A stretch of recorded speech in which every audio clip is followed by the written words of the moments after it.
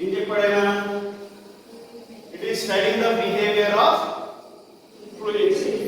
Fluid యొక్క బిహేవియర్ని ఎలా ఉంటుంది అనేది తెలుసుకోవడమే ఈ ఫ్లూయిడ్ మెకానిక్స్. మళ్ళీ చెప్తున్నాం, ఒక ఐకి సంబంధించి కూడా ఐ గురించి మాత్రమే స్టడీ చేస్తారు అంతే కదా. డాక్టర్ అనేవాడు చూస్తే ఐకి సంబంధించిన వాడు ఐ మాత్రమే, ఐకి సంబంధించిన ప్రతిదీ న్యారో సిస్టమ్స్ కానించి డిస్ప్లే కానించి ఓకే అన్ని స్టడీ చేస్తారు. నోట్స్ సంబంధించిన నోట్స్ ఓకే అర్థమైందా? సో సెపరేట్ సబ్జెక్ట్స్ అనమాట. అలాంటి వాటిలోని ఫ్లూయిడ్ మెకానిక్స్ అనేది కూడా ఒక సెపరేట్ సబ్జెక్ట్ అనమాట. ఈ సబ్జెక్ట్లో మనం ఏం నేర్చుకున్నామంటే ఒక ఫ్లూయిడ్ యొక్క బిహేవియర్ అనేది ఎలా ఉంటుంది అనేది నేర్చుకుంటాం అనమాట. అంటే ఎందుకు sir YVR studying the behaviour of the fluid sir అన్నది అనుకుంటున్నాం. మనం ఉపయోగించే ప్రతి component, for example mechanical components కానీ, ఎలక్ట్రికల్ కాంపోనెంట్స్ కానీ, ఎలక్ట్రికల్ కాంపోనెంట్స్ కానీ, ఎలక్ట్రానిక్స్ కాంపోనెంట్స్ కానీ, కంప్యూటర్ సిస్టమ్స్ కాంపోనెంట్స్ కానీ, సో ఎనీ కాంపోనెంట్స్ ప్రతి దాంట్లో మనం ఏదో ఒక ప్లేస్లో ఒక ఫ్లూయిడ్ అనేది ఉపయోగిస్తూ ఉంటాం. ఫర్ ఎగ్జాంపుల్ ప్రింటర్ ఉంది, ప్రింటర్లో ఫ్లూయిడ్ యూజ్ చేస్తాం. ఫ్లూయిడ్ యొక్క బిహేవియర్ తెలియకుండా పర్టికులర్ ప్లేస్ మనం యూజ్ చేయడానికి ఆస్కారమే లేదు అంతేనే కదా. అలాగే ఏదో ఏరోప్లేన్ ఉంది, ఏరోప్లేన్లో మనం ఉపయోగించేది ఏ ఇంజిన్ యూజ్ చేస్తాం, మెకానికల్ ఏ పెట్రోల్ లేదా డీజిల్ మ్యాగ్నెట్ డీజిల్ లేదా గ్యాస్ ఫ్లూయిడ్ ఏదో యూజ్ చేస్తాం అంతేనే కదా. ఎందుకు సార్ ఆ పర్టికులర్గా ఆ ఫ్లూయిడ్ అవసరం అంటే అది లేకపోతే అది వర్క్ చేయదు.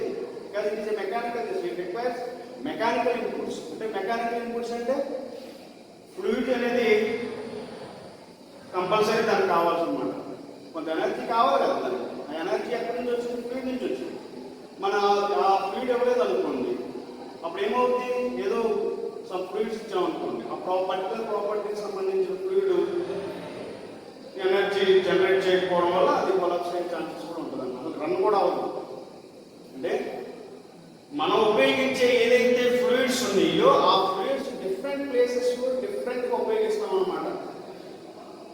అర్థం చెప్పింది అంటే అవి ఉపయోగించాలంటే కంపల్సరీ మనకి you should know the properties of and different parameters of the fluids అన్నమాట.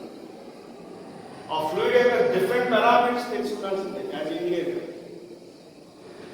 అర్థం చెప్పింది. అందుకే నేను ఏం చెప్తాడు, it is study the behaviour of fluids and fluid systems. ఓకేనా? అంటే ఫ్లూయిడ్ గురించి స్టడీ చేస్తాము. ఎందుకు సార్ చాలా ప్లేసెస్ నేను చెప్పాను, చాలా ప్లేసెస్లో ఈ ఫ్లూయిడ్స్ మాత్రమే ఎక్కువ ఉపయోగిస్తున్నాం అన్నమాట చాలా సిస్టమ్స్. ఓకేనా? నేను కొంచెం డీప్గా చెప్తాను కంగారు. నెక్స్ట్ ఈ ఫ్లూయిడ్స్ని మరి ఎన్ని కేటగిరీ చేశాడు? 2 విధాలుగా కేటగిరీ చేశాడు. ఒకటేమో లిక్విడ్స్ కింద, ఇంకొకటి గ్యాసెస్ కింద. అంటే లిక్విడ్ కింద ఉపయోగించుకోవచ్చు లేదా గ్యాసెస్ కింద ఉపయోగించు. మనం చూడవచ్చు జనరల్గా మనం బయట కావాల్సింది ఏ ఫ్లూయిడ్? పెట్రోల్ అనే కదా. అదే మనం వంట గ్యాస్ ఉపయోగించేది, వంట స్టవ్ ఉపయోగించేది గ్యాస్. అంటే ఫ్లూయిడ్ అనేది అయితే మనం లిక్విడ్ కింద ఉపయోగించవచ్చు లేకపోతే గ్యాసెస్ కింద ఉపయోగించవచ్చు. మనకు తెలియదు అనుకోండి. ఫర్ ఎగ్జాంపుల్ చిన్న విషయం ఎగ్జాంపుల్ చెప్తేనే అలా చేయదు. ఫర్ ఎగ్జాంపుల్ నాకు గ్యాస్ గురించి ఏమీ తెలియదు అనుకోండి. నేను ఏదో ప్లాస్టిక్ దాంట్లో నింపాను, ఎక్కడ పెట్టాను? ఒక వంట స్టవ్లో పెట్టాను అనుకోండి. ఎగ్జాంపుల్ చెప్తున్నాను. అది ఎంత ప్రెషర్ ఉంటుందో తెలియదు.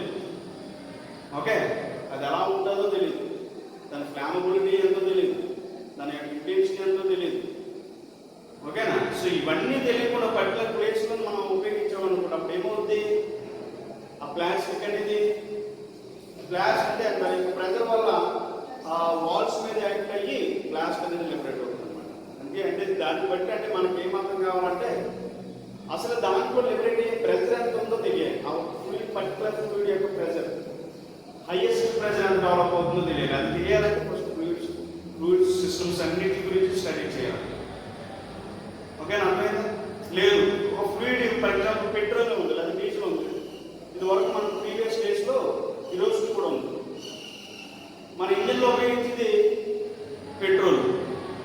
సో పెట్రోల్ కాకుండా డీజిల్ వేసాను అనుకోండి, అప్పుడు ఏమవుతుంది? బండి రన్ అవ్వదు. ఎందుకు రన్ అవ్వదు? అంటే దాంట్లో దాని యొక్క సిస్టమ్కి మొత్తం అంతా సిస్టానికి ఇంజిన్ మొత్తం అంతా కూడా ఆ బైక్ అంతా కూడా హాట్ షాటే ఇంజిన్కి కావాల్సిన ఇన్పుట్ ఇవ్వలేదు అనుకోండి, ఆ బైక్ వర్క్ అదే లేదు. పెద్ద చెరువు ఒకటి ఉంది, ఓకే. ఆ చెరువులో అసలు ఎక్కువ వాటర్ డెవలప్ అవుతుంది. ఎప్పుడు రైన్ సీజన్ ఉండేది మనకి మహా అయితే 4 months ఉంటుంది, అంతేనే కదా, 4 months కదా ఉండేది. 4 months దాటితే వింటర్ వచ్చింది, తర్వాత సమ్మర్ వచ్చింది. ఈ చెరువులో ఉన్న వాటర్ మనం త్రూఅవుట్ ఇయర్ అంతా ఉపయోగించుకోవాలి, అంతేనే కదా. అలా ఉపయోగించాలంటే కంపల్సరీ డ్యామ్స్ కట్టాలి.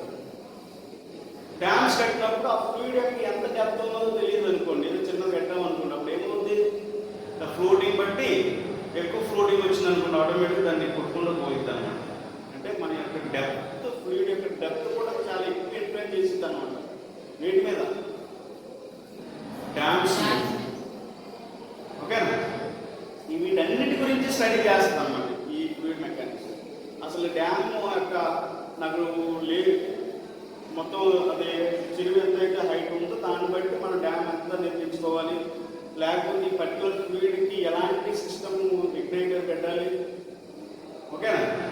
సో ఇవన్నిటి గురించి ఈ ఫ్లూయిడ్ మెకానిక్స్ స్టడీ చేసింది అనమాట. ఈ ఫ్లూయిడ్ మెకానిక్సే ఈ ఫ్లూయిడ్స్ని 2 విధాలుగా మాట్లాడవచ్చు. ఒకటి గ్యాసెస్ కింద, ఇంకోటి ఫ్లూయిడ్స్ కింద, ఓకేనా. అయితే ఈ ఒక్క ప్లేసెస్లోనే సార్ ఇంకా ప్లేసెస్ ఎక్కడ లేవో మెకానికల్ గాను లేకపోతే సివిల్లో దాంట్లోనే వర్క్ అవుతాయి. ప్రతి ప్లేసెస్కి ఫ్లూయిడ్స్ మనం ఉపయోగిస్తూనే ఉన్నాం, ఓకే. ఇంకా డిఫరెంట్ ప్లేసెస్ అంటే మెడికల్లో చూసుకుంటారా, మన థర్మోమీటర్ ఉంటుంది చూసారా, థర్మోమీటర్లో మనకి ఏం పెడతాం, అది ఓకేనా, మెర్క్యూరీ పెడతాం. ఆ మెర్క్యూరీ దాని యొక్క బిహేవియర్ ఎలా ఉంటుంది, టెంపరేచర్ కొంత టెంపరేచర్ డిటెక్ట్ చేయగానే అది పైకి ఎస్కేప్ అవుతూ ఉంటుంది అన్నమాట, అంటే పైకి రైజ్ అవుతూ ఉంటుంది. అంటే ఎందుకు సార్ అలా బిహేవియర్లో చేంజెస్ ఎందుకు వచ్చేసి చాలా డేంజరస్ ఇవ్వండి, ఇవన్నీ కూడా మీరు చిన్నది అనుకుంటారా, మాకు కాదు, చాలా డేంజరస్ అన్నమాట. చిన్న టెంపరేచర్ అంటే ఫర్ ఎగ్జాంపుల్ హ్యూమన్ యొక్క టెంపరేచర్ 40 degrees అనుకోండి, మనం జీవించి 101, 102 అలా జీవించింది అనుకోండి, అంటే టెంపరేచర్ చాలా ఎక్కువ కాబట్టి ఆటోమేటిక్గా అది డిటెక్ట్ చేసి అది ఏం చేసింది, అది ఎంత టెంపరేచర్ ఉందో ఎగ్జాక్ట్గా చూపించింది అన్నమాట. అంటే దీనివల్ల ఏమవుతుంది, ఒక హ్యూమన్ బాడీ యొక్క బిహేవియర్ని తెలుసుకోగలుగుతున్నామా లేదు. ఎందుకు సార్ టెంపరేచర్ వల్ల, దీనివల్ల టెంపరేచర్ తెలుసుకోవాల్సిన అవసరం ఉండదు, చాలా డేంజరస్ పారామీటర్ టెంపరేచర్ అనేది, అంతేనే కదా. టెంపరేచర్ డేంజరే కదా. ఎందుకు సార్ డేంజర్ అంటున్నాము, ఏ సిస్టమ్ కూడా అంటే ఐ కాన్ నుంచి కిడ్నీ వరకు, హార్ట్ కూడా, ఇవన్నీ కూడా టెంపరేచర్ మీద డిపెండ్ అవుతుంది. టెంపరేచర్ రైజ్ అవుతుంది, వర్క్ చేయండి, ఈవెన్ టంగ్ కూడా పనిచేయదు, మీరు టేస్ట్ కూడా చేయలేదు అనమాట టెంపరేచర్ రైజ్. అంత గవర్నమెంట్ పారామీటర్ అన్నమాట టెంపరేచర్. సో అందుకని ఏదైనా సిస్టంలో మనం ఏం డ్యామేజ్ అయ్యిందంటే మనం ఫస్ట్ చెక్ చేస్తే ఏం చెక్ చేస్తాం, టెంపరేచర్ చెక్ చేస్తాం. దాన్ని బట్టి మళ్ళీ ఫ్లూయిడ్ యొక్క ప్రెషర్, మన మన మన సిస్టంలో ఫ్లూయిడ్ ఉంది, ఆ ఫ్లూయిడ్ యొక్క ప్రెషర్ కూడా ఫైండ్ అవుట్ చేస్తాం. ఏ ప్రెషర్ అది, బ్లడ్ ప్రెషర్. ఎందుకు సార్ ఈ రెండు, అంటే ఒక సిస్టమ్ బాగా వర్క్ అవ్వాలంటే రెండు కూడా చాలా కీ రోల్ ప్లే చేస్తుంది అన్నమాట. అర్థమైంది చెప్పింది అర్థమైందా. సో అందుకని వీటి గురించి స్టడీ చేయడానికి మనకి అక్కడ డిఫరెంట్ ఏరియాస్ చెప్పాడు. ఏరియాస్లో